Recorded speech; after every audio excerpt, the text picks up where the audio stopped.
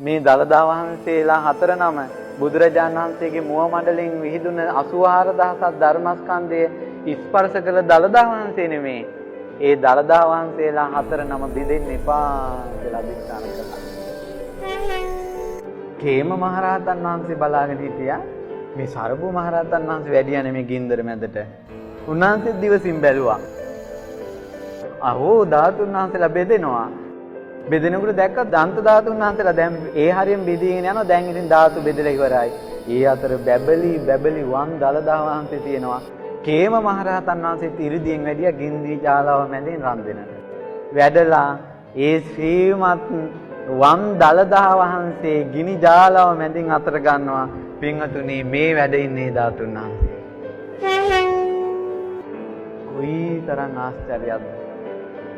ගින්නේ පහස නොලබා බුදුරජාණන් වහන්සේගේ අදිෂ්ඨානයේ නොබෙදුන ගිනි ජාලාව මැදින් අපේ කේම මහරහතන් වහන්සේ ශ්‍රී හස්තෙන් ගත්ත දන්ත ධාතුන් වහන්සේ මේ වැඩ ඉන්නේ.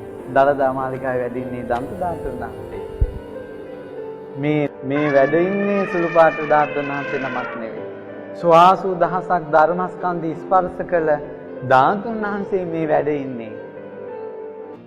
ඊළඟට පටාචාර සිහිය නැතුව එනකොට පින්වත් නැගණිය සිහිය අරගන්න කියලා සිහිය උපද්දවන වචනේ කියනකොට ඉස්සල්ලාම මේ දන්ත ධාතුන් වහන්සේගේ ස්පර්ශ වුණේ. අඟුලිමාල দমনය කරන බණපද ඉස්සල්ලාම ස්පර්ශ වුණේ මේ දන්ත ධාතුන් වහන්සේගේ. ලෝකේ අන්තාක් රහතන් වහන්සේලා බිහි වුණාද?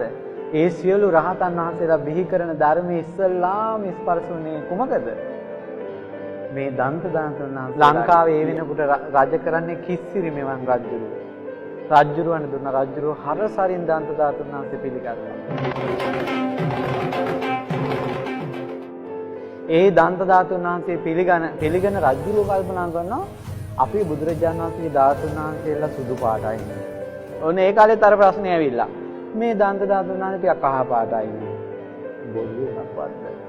හිතනකොටම කරඬුව මෑත් වෙලා දන්ත ධාතුන් වහන්සේ ආකාශයට පැන නැගිලා රැස් විහිදෙනවා. මම ඒකනේ කිව්වේ මේ තරම් ප්‍රාතිහාර්ය පාපු ධාතුන් වහන්සේ නමක් තවත් නැති තරම්.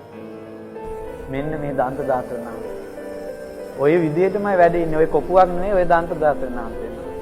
ඊට පස්සේ මේ දන්ත ධාතුන් වහන්සේ රජ්ජුරුව සතුටට මල් වලින් පූජා කරන ධාතුන් වහන්සේ වැහුණා මල් වලින්.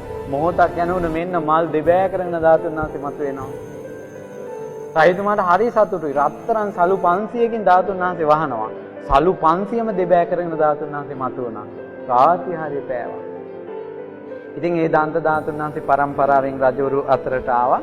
පරාක්‍රම බාහු රජුරෝ අනුරාධපුරේ ඉඳලා පොළොන්නරුවට දන්ත ධාතුන් වහන්සේ පෙරහැරින් වඩම්මන්ට හදනකොටම වැස්ස වහින්න පටන් ගත්තා. රජුරෝ කල්පනා කළා දන්ත ධාතුන් වහන්සේ අතට අරන් මම මගේ රාජ්‍යයට යනකොට වැස්ස එනවනම් මගේ රජකමෙන් ඇති ඵල ප්‍රයෝජනේ මොකද්ද?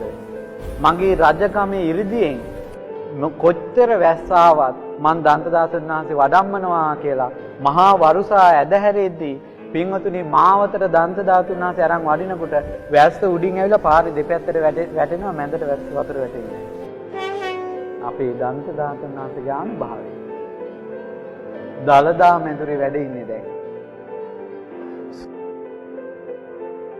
ඊළඟ මේ සුදු මේ බ්‍රිතාන්‍ය පාලන කාලේදී දන්ත ධාතුන් වහන්සේ එළියට ගැනීම තහනම්.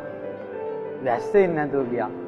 මිනිස්සු කිව්වා ආණ්ඩුකාරතුමාට නෑ අපි බලෙන් හරි දන්ත ධාතුන් වහන්සේ වඩම්මනවා කියලා දන්ත ධාතුන් වහන්සේ එළියට වැඩැම්මුවා. එක දවසේ වැහැපු වැස්සට මේ බලන්න. දළදා මාලිගාව වටේ තියෙනව නේද අර අපි ඇවිදගෙන යන මේ වලාකුළු බැමි. වලාකුළු බැමි උතුරන්ට වැස්ස ආවා. මේ වැස්සට කියනවා මොකද්ද? දළදා වතුර කියලා.